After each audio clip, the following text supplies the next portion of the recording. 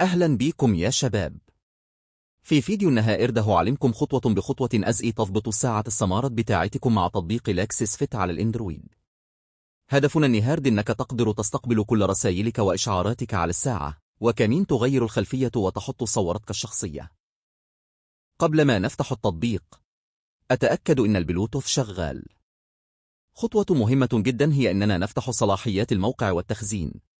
هتدوس ضغطة طويلة على أيقونة لاكسس فيت، وتدخل على معلومات التطبيق App Info، وفي قسم الأذونات Permissions فعل كل الحاجة المطلوبة.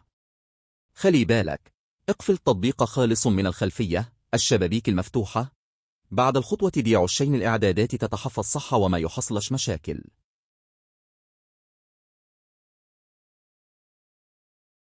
لما تفتح التطبيق لأول مرة، وافق على شروط الاستخدام وسياسة الخصوصية. تقدر تسجل بإيميلك أو تدخل على طول. ولو دخلت على طول التطبيق هيعملك اسم مستخدم وباسورد أوتوماتيك.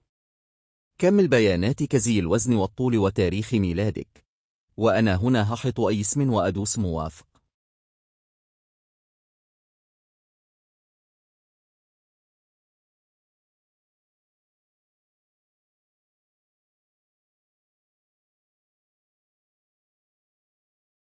على طول هتظهر لك رسالة: مهم جدا تختار الذهاب للإعدادات Go to Settings عشان تفتح الوصول للإشعارات لبرنامج لاكسس فيت.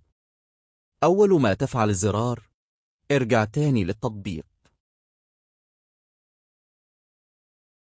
دور على اختيار البحث عن الجهاز Find Device عشان تبدأ تدور على ساعتك. لو مظهرتش في القائمة، أتأكد إنها مش مربوطة بموبل تاني.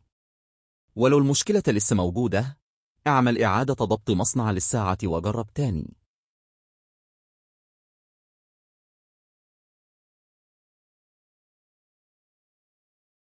عشان رسائل توصلك، ادخل على إعدادات الجهاز، واختار رسائل Messages، ومن هنا فعل البرامج اللي عايز يجيلك منها تنبيهات زي الواتساب أو الفيسبوك.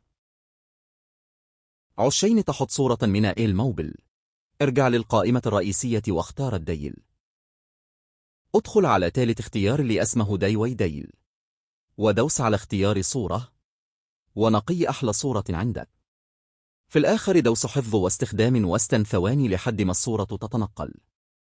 نصيحة أخيرة: أتأكد أن الساعة مشحونة كويس عشان ما تتفصلش وهي بتنقل الصورة.